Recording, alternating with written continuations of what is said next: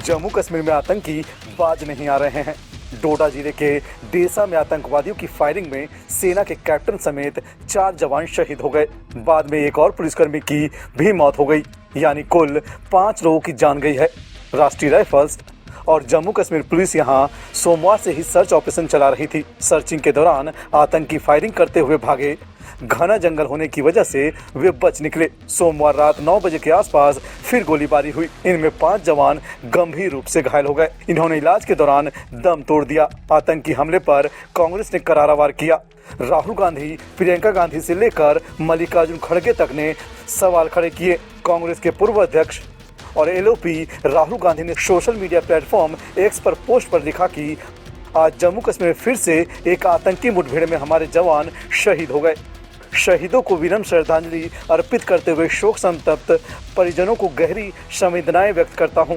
उन्होंने आगे कहा कि एक के बाद एक ऐसी भयानक घटनाएं बेहद दुखद और चिंताजनक है। लगातार हो रहे आतंकी हमले जम्मू कश्मीर की जर्जर स्थिति बयान कर रहे हैं। बीजेपी की गलत नीतियों का खामियाजा हमारे जवान और उनके परिवार भुगत रहे हैं। हर देशभक्त भारतीय की ये मांग है कि सरकार बार बार हो रही सुरक्षा चूकों की पूरी जवाबदेही लेकर देश और जवानों के गुनाहगारों पर कड़ी से कड़ी कार्रवाई करे। दुख की इस घड़ी में पूरा देश आतंकवाद के खिलाफ एकजुटता से खड़ा है। राहुल गांधी के अलावा प्रियंका गांधी ने भी एक्स पर लिखा कि जम्मू कश्मीर में 4 जवानों की शहादत पर पूरा देश दुखी है और एकजुटता से आतंकवाद के खिलाफ खड़ा है। लेकिन लगातार बढ़ते आतंकवादी हमले गंभीर सवाल खड़े करते हैं। क्या देश के राजनीतिक नेतृत्व की भूमिका सिर्फ इतनी होनी चाहिए कि हर शहादत पर दुख जताकर मौन हो जाए? पिछले 78 दिन में जम्मू कश्मीर में 11 आतंकवादी हमले हो चुके हैं। इन हमलों में सेना और पुलिस के 13 जवान शहीद हुए। 9 जून को एक यात्री बस पर हुए हमले में 9 श्रद्धालु मारे गए। ये हमले और हमारे सैनिकों की शहादतें रोकने के लिए सरकार कूटनीतिक राजनीतिक मोर्चे पर क्या उपाय कर रही है? कभी नोटबंदी, कभी अनुच्छेद 370 के बहाने आतंकवाद को नेस्तनाबूद करने के फर्जी दावे की कीमत हमारे जवान अपनी जान देकर चुका रहे हैं। हम कब तक अपने शहीदों की लाशें गिनते रहेंगे? कांग्रेस के राष्ट्रीय अध्यक्ष मल्लिकार्जुन खड़गे ने भी डोडा में हुए आतंकी हमले पर दुख व्यक्त किया और मोदी सरकार पर सवाल खड़े किए। उन्होंने लिखा कि मोदी सरकार ऐसे काम कर रही है जैसे सब कुछ सामान्य रूप से चल रहा है और कुछ भी नहीं बदला है। उन्हें पता होना चाहिए कि जम्मू कश्मीर इन हमलों का खामियाजा तेजी से भुगत रहा है। हम झूठी शेखी बघार कर, फर्जी बयानबाजी करके और बहुत ज़्यादा शोर मचाकर अपनी राष्ट्रीय सुरक्षा को खतरे में नहीं डाल सकते। एक राष्ट्र के रूप में हमें सामूहिक रूप से सीमा पार आतंकवाद के खिलाफ लड़ना होगा। भारतीय राष्ट्रीय कांग्रेस हमारे बहादुर सशस्त्र बलों के साथ मजबूती से खड़ी है। वहीं रक्षा विशेषज्ञ इस मामले पर क्या कुछ कह रहे हैं, सुन लीजिए। इससे बहुत दुख होता है वाकई में ही। ये जो इस प्रकार की अभी इनकाउंटर्स होते जा रहे हैं जहाँ पर हमारे सैनिक कैजुअल्टीज़ हो रहे हैं और इससे हमें बहुत दुख होता है। ख़ास करके वो our prayers and good wishes go to the families. लेकिन एक चीज़ अभी देखने में आ रही है, ये एक इनकाउंटर नहीं हुआ है अभी, ये कई इनकाउंटर हो चुके हैं पिछले 2 या 3 महीनों में और ये एक पैटर्न के ऊपर चल रहे हैं। ये इतने इनकाउंटर अभी क्यों?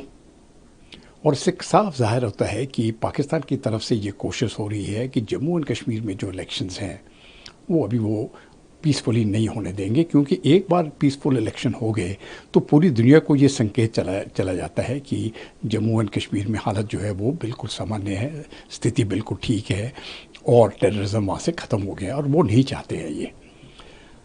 तो बार बार पाकिस्तान ये कोशिश कर रहा है। अभी देखिए, जब तक हम ये इन टेररिस्ट को ही टारगेट बनाएंगे तब तक ये मामला हल होने वाला नहीं है। तो 2 चीज़ें करना मुझे लगता है बहुत ज़रूरी है। एक, जो टेररिस्ट का जो कुछ सपोर्ट बेस है, जो टेररिस्ट है वो बगैर सपोर्ट बेस से इस प्रकार का काम कर नहीं सकता है। उसको कहीं रहने के लिए जगह चाहिए, छुपने के लिए जगह चाहिए, खाने के लिए खाना चाहिए और इंटेलिजेंस भी चाहिए। ये सब उनको कहीं ना कहीं लोकल सपोर्ट है और ये लोकल सपोर्ट ढूंढना मुझे लगता है अभी बहुत आवश्यक है। हमारी जो पुलिस फोर्सेस है और जो बाकी सिक्योरिटी फोर्सेस हैं, उनको मुझे लगता है ये काम ज़रूरी है। दूसरा, टेररिस्ट को मारना ज़रूरी है, लेकिन उससे ज़्यादा ज़रूरी जो टेररिस्ट के पीछे है, जिनका हाथ पीछे है, उनके साथ डील करना मैं समझता हूँ बहुत ज़रूरी है।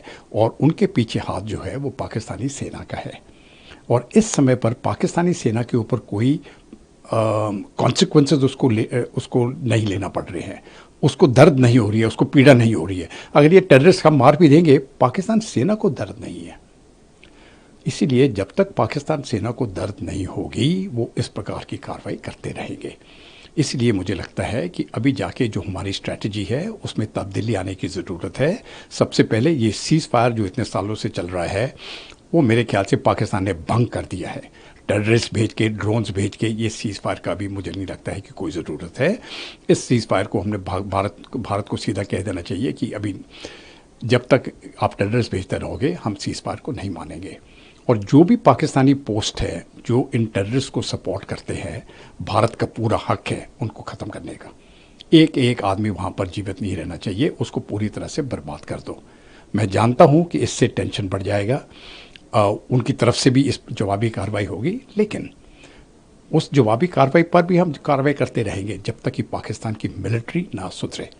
और मैं समझता हूँ ये संकेत पाकिस्तान की मिलिट्री को, उनकी पॉलिटिकल एस्टैब्लिशमेंट को और पूरी दुनिया को जाना चाहिए कि भारत इस प्रकार के टेरर अटैक बर्दाश्त नहीं करेगा, और हम अपने लोगों के लिए जो भी सुरक्षित करने की आवश्यकता है वो हम करेंगे। पिछले एक महीने में ये 5वां ऐसा आतंकवादी हमला हो रहा है जम्मू एरिया में। अभी देखिए, यहाँ पर हमें नोट ये करना चाहिए कि जम्मू कश्मीर में जब भी आतंकवादी हमले होते थे अब तक, वो कश्मीर वैली में होता था, लेकिन अभी जम्मू एपिसेंटर बन गया है। और उसका कारण ऐसा है कि जम्मू के लोगों ने बहुत अच्छा रिस्पांस दिखाया था लोकसभा के इलेक्शंस में। अभी असेंबली के इलेक्शंस आने वाले हैं, तो लोग खुलकर बाहर आ रहे हैं, वोट कर रहे हैं सरकार के लिए, और एक सरकार वहां पर गठन होगी, सरकार का गठन होगा। ये देखकर पाकिस्तान को कुछ खाना नहीं पच रहा है, और पाकिस्तान ये हर हमेशा से चाहता आ रहा है कि जम्मू कश्मीर ये कभी भी स्टेबल ना रहे। भारत को हमेशा परेशान करने की पाकिस्तान की ये जो जरूरत रही है, उसे हमेशा भारत ने नाकाम कर दिया है। जैश-ए-मोहम्मद नाम का ये आतंकवादी संगठन है, जिसका ये एक कश्मीर टाइगर्स का एक कोई फैक्शन है, वो ये रिस्पॉन्सिबिलिटी क्लेम कर रहा है। लेकिन कुछ भी हो, आतंकवादी तो पाकिस्तान से ही, पाकिस्तान ही इन्हें ट्रेन कर रहा है, पाकिस्तान ही इन्हें हथियार दे रहा है। तो ये जो पूरे टेरर एक्टिविटीज पाकिस्तान कर रहा है, हाँ, हर महीने में ये 4 से 5 टेरर एक्टिविटीज कर रहा है, ये कहीं ना कहीं बंद होना चाहिए, और इसको कहीं ना कहीं पूर्ण विराम लगने की बहुत ज्यादा जरूरत है। डोडा एरिया में जहां पर जंगल का इलाका है, रात को स्पेसिफिक इंफॉर्मेशन मिलने के बाद वहां पर कॉर्डन एंड सर्च ऑपरेशन जारी किया गया, जहां पर ये मुठभेड़ हो गई, जहां पर 5 हमारे जवान ये शहीद हो गए।